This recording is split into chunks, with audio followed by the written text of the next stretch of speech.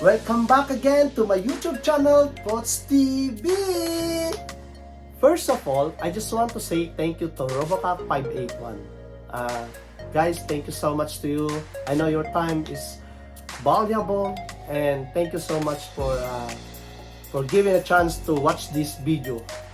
At isa sa kanya pagbibigay ng interesting topic ay yung difference between ng fixed at saka yung variable mortgage rate. So ngayon po guys, pag-uusapan po natin yan guys. But before of that, I explain it to you based on my experience. I'm not a professional, I'm not expert, and also I'm not a financial advisor. So like what I said before, mahilig kasi akong magtanong. Pag hindi ko alam, lagi ko siyang itinatanong. So iba-ibang bank, iba-ibang financial advisor ang aking nakakausap about this. So it depends pa rin sa inyo guys na once na bumili kayo ng bahay, kayo pa rin yung magdi-decide. So, ang question kasi yan, which is better? Fixed or variable mortgage rate? And next question, where do I go to get some information about this? And the last one, the best thing we can do kapag mga first-time home buyers po tayo or need pa natin ng information, we need to educate ourselves. Marami po tayong pwedeng pag-search like Google. The best thing is the bank. Kasi yan ang mag-aano sa atin, magbibigay ng tamang information. So ang ginawa ko guys, nung kumuha ko ng ganyan, hindi lang isang bank ang tinanong ko. So tatlong bank at saka isang mortgage specialist. Bago ko simulan ang lahat ng topic na ito, ay nais ko munang i-shoutout ang Team B Pam. Mapapanood nyo po siya every Friday 8 p.m. but 10 p.m. sa Pilipinas. First question is, what is fixed rate para sa mortgage or home loan o housing loan? Pag pinag-usapan kasi natin yung fixed rate, ito yung rate na based on your contract, kahit anong mangyari sa market condition or up and down man siya, yung rate na nakuha mong contract ay hindi po siya magbabago. Depende po doon sa kabuuang contract. Like for example, kumuha ko ng bahay, 5 years contract ko siyang pinirmahan. So 5 years hindi nagbago yung aking interest rate sa bahay. Yun lang po ang pinaka easiest explanation sa fixed rate. Pag fixed, hindi po siya mag-change for the whole entire of term loan. Ano naman po yung variable rate sa mortgage or home loan o housing loan? Ang variable guys, magdidepend siya sa market condition. So pag ang variable, ito po yung rate na pwedeng mag-up and pwedeng mag-down. So, pag kinuha mo siyang contract based dun sa starting na rate na nakuha mo, so magdidepend yun sa market condition. So, kung ang condition niya, ang rate ay biglang tumaas, so may possible yung variable rate na nakuha ay mag-change po yan. So, nagpa-fluctuate po siya. So, taas, baba, depende sa market condition. So, ang variable, nag-change po yung rate niya. So, sa mga first-time home buyers, ang question kasi, which is better between fixed or variable rate sa mortgage? Like what I said earlier, I'm not a professional, I'm not expert, and also, I'm not a financial advisor. But based on my experience, let me tell you a story guys. Nung kumuha kasi ako ng bahay, wala akong idea kung ano yung fixed at ano yung variable. So that time, nung kumuha ako ng bahay, ang sabi ng financial advisor sa akin, better mong kuhanin ang fixed. So binigyan nila ako noon that time ng 2.99. That was 2017. So 6 years ago, ganun po kababa yung rate niya. So, hindi ko pa siya mai-explain kung alin yung which is better. So, That time, alam ko, ang variable na binibigay sa akin nun 2.4%. So, kung makikita mo kasi, mas mababa ang variable that time at mas mataas yung fixed rate.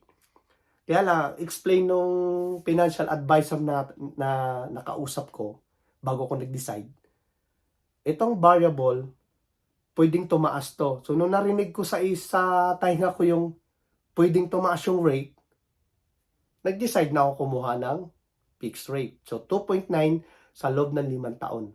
After 5 years, maturity ng contract ko, eto na ngayon guys. Kasi dumaan yung pandemic. So, ang daming struggle sa mundo. At nakita ko na talagang bumulusok ng business, bumulusok. Tapos, nung nag-renew ako ng mortgage rate, biglang tumaas. Ang taas na. So, katulad ng sinabi ko guys, magdidepend talaga sa market condition yung mga rate na binibigay nilang interest. Kasi, bakit ko nasabi? 2017, normal pa yung that time, medyo mababa pa yung rate. Tapos, after nung pandemic, 2022, nag-renew ako ng bahay.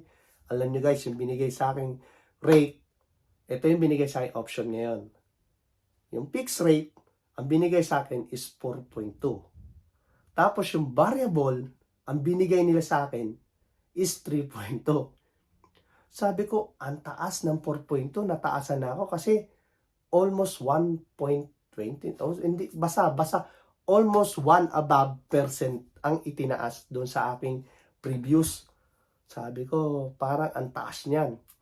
So, ano na naman ginawa ko? Nag-asking na naman ako sa mga financial advisor tsaka mga specialist. Kahit sila guys, hindi nila makapagbigay sila ng which is better. Pero, ang binigay nilang option sa akin is mag-variable ako. So, meron akong comparison ngayon ng fixed rate at saka yung variable. Bakit ko nasabi yon? Kasi yung fixed rate na 4.2, kung kinuha ko yon, which is maganda po ngayon.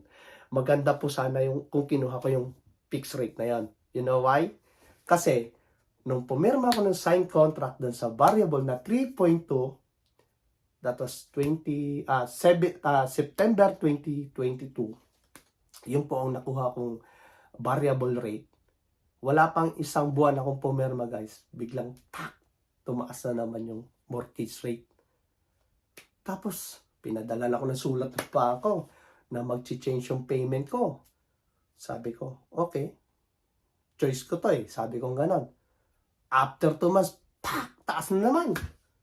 Sabi ko, kasi ang expectation ko that time, pag bumaba kasi, alam mo, nakapagbayad ako ng 5 years, bababa dapat yung aking payment sa mortgage. Hindi. Ang nangyari, tumaas. After 6 months, tumaas na naman yung aking mortgage rate hanggang sa umabot ng 7.2. So, tingnan nyo guys 3.2 hanggang 7.2. Yung mortgage rate ko ngayon na binabayaran is 7.2%. Na, which is, kung pinili ko yung fixed rate na 4.2, 5 years contract, which is better sana yun. Kasi, ang kinuha kong contract sa variable is 3 years. So, 3 years ako ngayon magsasuffer sa variable. So, the question is, which is better, fixed or variable rate for the mortgage loan? It's too hard to say, guys. It's too hard to say that because kahit yung mga nag-work na sa mga financial advisor, sa mortgage specialist, hindi nila masasabi kasi ang rate ay magdidepend sa market condition. So, kung halimbawa ang interest ay bababa, parang tingin ko, ang variable, it's better. Ang nangyari kasi sa akin, tumaas yung interest rate na binigay sa akin, 4.2, feeling ko mataas, at ang expectation ko, baka biglang bumaba. Pero dahil nga hindi ako magaling sa economic condition or market condition. So, nag-base lang ako sa aking feeling.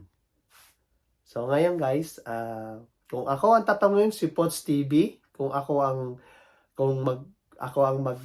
mag-a-advise, pero it's up to you pa rin guys kung ano yung decision nyo, which is mas maganda kung mag-fix. Fix kasi hindi natin alam yung condition ng market. So, kung nakakuha po tayo ng fixed rate na tingin natin mababa, na good, grab na natin agad. Huwag tayo yung masilaw dun sa, katulad sa akin, nasilaw ako, almost 1% rate ang mababa sa variable, pero after a month, bang! Pumalo na agad siya ng 3.9.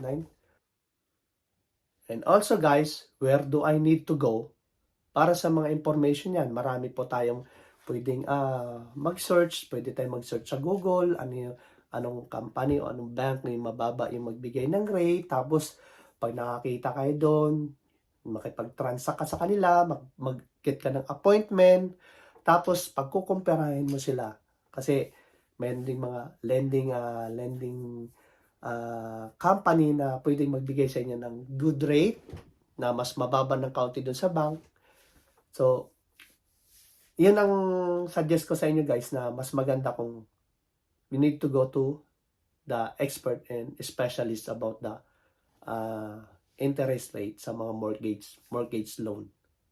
And then the last one guys, I suggest na i-educate natin. I-educate muna natin yung ating sarili about sa pagbili ng bahay. So, marami tayong pwedeng makalap na information about, kasi mayroong mga friends tayong pwedeng mapagtanungan, yung matatagal na rito, pero iba pa rin yung marami kang makuhang input about sa pagbili ng bahay, about sa mga dapat pagdidesisyon. So, ito ay isang guide lamang doon sa mga first time home buyer. So guys, meron kasing isa kong kaibigan, share ko lang sa inyo. Dati ko siyang kawork. Tinanong niya sa akin kung, Pots, kung bibili ba kami ng bahay ngayon, tingin mo, okay ba? Ito ba yung time para bumili tayo ng bahay? Kasi naririnig ko minsan sa iba na ito yung time pagbili ng bahay, ito yung time na Sa akin guys, kung halimbawa sa previous ko at ready na inyong financial at healthy na, why not? It's up to you pa rin guys. It's up to you pa rin. Kasi mataas yung rate ngayon, mababa yung bahay. So lagi sinasabi, mura ang bahay. Kasi ang mga businessman kasi ganito mura ang bahay, mataas ang rate. Ang laging iniisip kasi nila, what if kung mag-fluctuate down o mag-fluctuate fall ang interest rate? So, panalo na agad yung mga businessman, di ba? Kaya pag mayroong mga nag-a-advise kung lagi ko sinasabi sa kanila check your financial status kung healthy ba. About sa decision making, kayo pa rin guys. Kayo pa rin final. So, yun lang guys, ang maisi-share ko ngayon. And Robocop, if you watch this, I just want to say thank you so much to you. And with all of my heart, I really appreciate your interesting topic. And if I will not give a lot of information, and sorry, but based on my experience, yan yung na-experience ko. It's too hard to say to you that which is better. So, at least na-give ko sa iyo yung different ng fixed at saka variable. Thank you so much to you. Tulad ng sinabi ko kanina, alam kong valuable ang time nyo. Maraming salamat sa time, sa binigay nyong time sa panunood sa aking YouTube channel na Pots TV. Kung nakapagbigay ako sa inyo ng konting idea, please likes. Tapos kung medyo natuwa kayo sa akin, deki naman, mag-subscribe naman po kayo para sa susunod kong vlog mag-notify po sa inyo kung ano po pwede ko ma-share. Thank you so much and God bless. See you next week, Pots TV!